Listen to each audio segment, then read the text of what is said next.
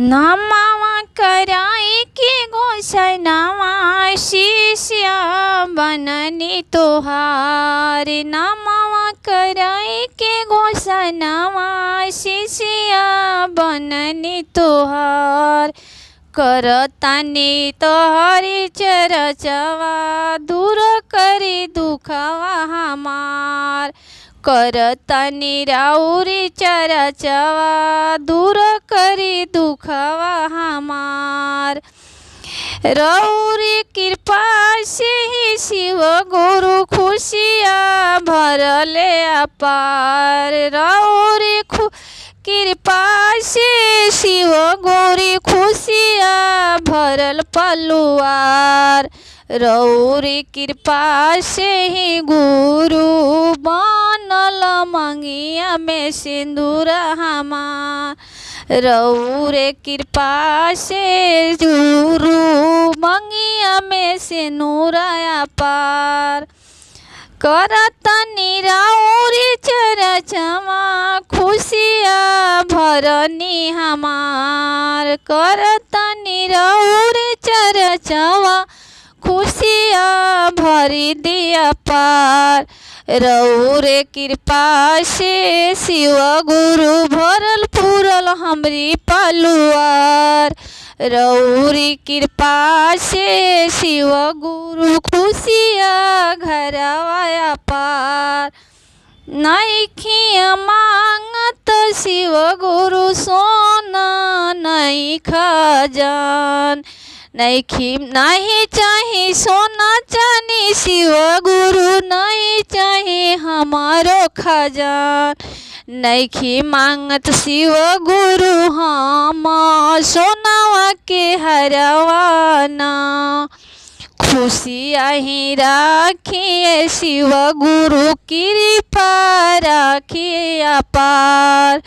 घरवा में खुशिया शिव गुरु राखिया अपना पार। पहले में मांगने शिव गुरु हम करे चरचवा। राउरी चरचवा शिव गुरु करे निरत दिन जब।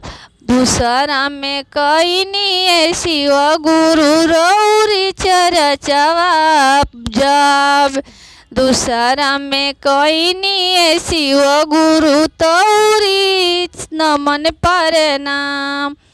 पहले में मांगनी शिव गुरु खुशिया पर आपन राखिए शिव गुरी हमारा पर खुशिया पार। रउआ से चलिल शिव गुरु घरवा में खुशिया हमार।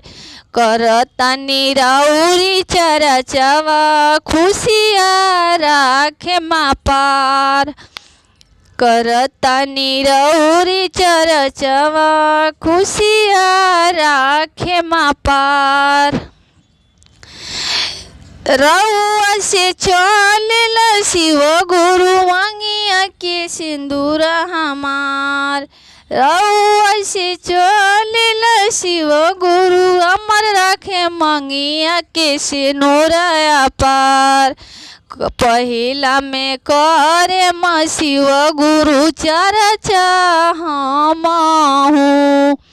रऊ रही पहले में शिव गुरु मांगे में नमन प्रणाम।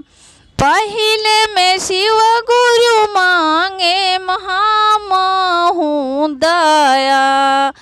दूसरा में कर में शिव गुरु रौरी हम चरचा। तीसरा में करम परिणमवा। तीसरा में करम नमन जब करम नमन परिणमवा अमर रखेम घर पलुआर।